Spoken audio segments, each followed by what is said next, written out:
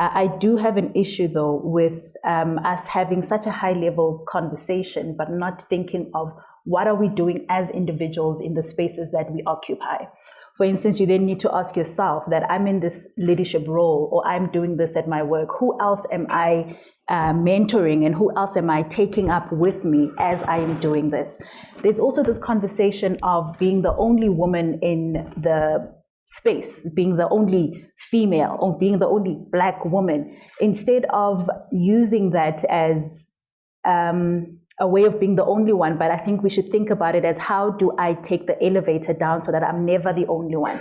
There's nothing cute about being the only woman in the room. There should always be other women in the room with you, and women that you're taking up with you as well. So what I have seen as well is that a lot of women have these conversations, and they are in these platforms, and they talk about women empowerment, and they talk about how this is what I do, but what does it look like in action? And what does it look like within yourself and within your organization? I think Doctor spoke about something so important, and it's that self-awareness aspect. If a leader is not self-aware, you would always see the next person as a person that's there to steal my job, because you have not fully mastered who you are. You have not fully had a grasp and be confident in your skills and abilities. That's why you always see another woman as competition.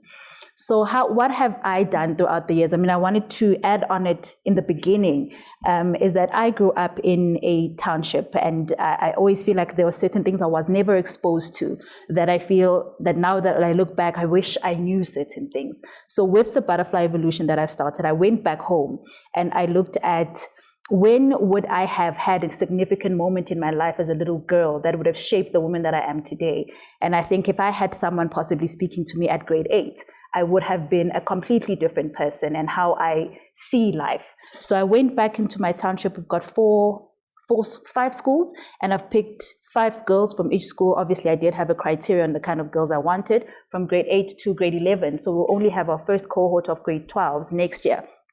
And the reason why I did that was not only for the girls to do well academically, because we can't always just focus on the academic aspect, but we need to develop a woman, develop a girl holistically, so that she's able to be in an environment with other women and not feel less of, and not be able to think, oh, Asante, we're doing the same thing, so that means there's this competition. No, we can't do the same thing. And whenever you go into a higher level, it means that I can support you and not see you as competition.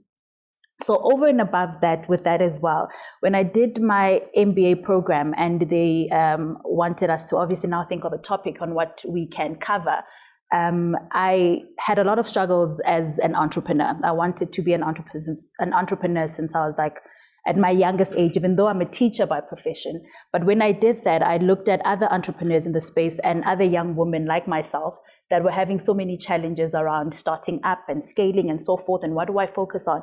So what I then did is that I focused my research on entrepreneurial coaching for especially Black women-owned SMEs, and especially in the startup phase, on how do we assist a woman to be able to start up their businesses and scale, because I think it's so important for women to be able to be self-sufficient. And how do we do that in today's world? Besides everything else, we have a job crisis in South Africa.